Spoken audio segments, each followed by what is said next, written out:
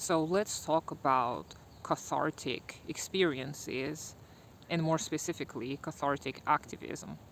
So I've read an article recently, which I'm going to link down below, about the dangers of cathartic activism. So if you're unsure what catharsis is, I'm going to put some information down below into the description box. But catharsis was made popular by Sigmund Freud, at least in the Western world. So I used to rely very heavily on catharsis in my own personal journey of understanding of who I was and trying to get in touch with my inner being, so to speak, and recover from trauma. And what I've learned soon, however, that catharsis was just the beginning. And then I also read Carl Gustav Jung, who talked about how catharsis is just the beginning.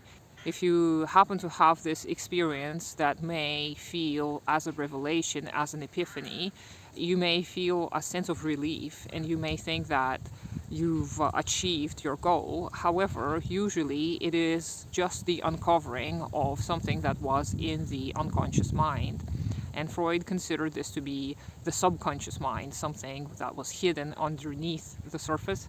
But Erich Fromm suggests using unconscious instead, and I agree. And you can watch my video on the difference between conscious, unconscious, and subconscious, and I will link it down below. So the cathartic experience in activism is quite similar to what I had in my personal cathartic experiences. You may feel a great sense of relief if you participate in protests, if you gather together with other people who seem to agree with your worldview. So such experiences may feel like you get united with the people who are alike, and you may feel like something is actually happening, whereas it's only your affect, your emotional state of being is affected. However, nothing is truly changing in your material circumstances. So in this article that I'm going to link down below, a comrade really eloquently put it down into words. But I can attest to the fact that catharsis is not the goal of activism. And if you want to feel good about something that you do, then you're probably on a wrong path. You probably need some self-help work to do first, because activism is not about helping yourself. Activism is about evoking or invoking a material change for everyone, not just for yourself. So it's very important not to get entangled in the feel-good politics, and it's very important to always check for your affect and always see that you're not just looking to feel better about yourself or to feel like you've done your share.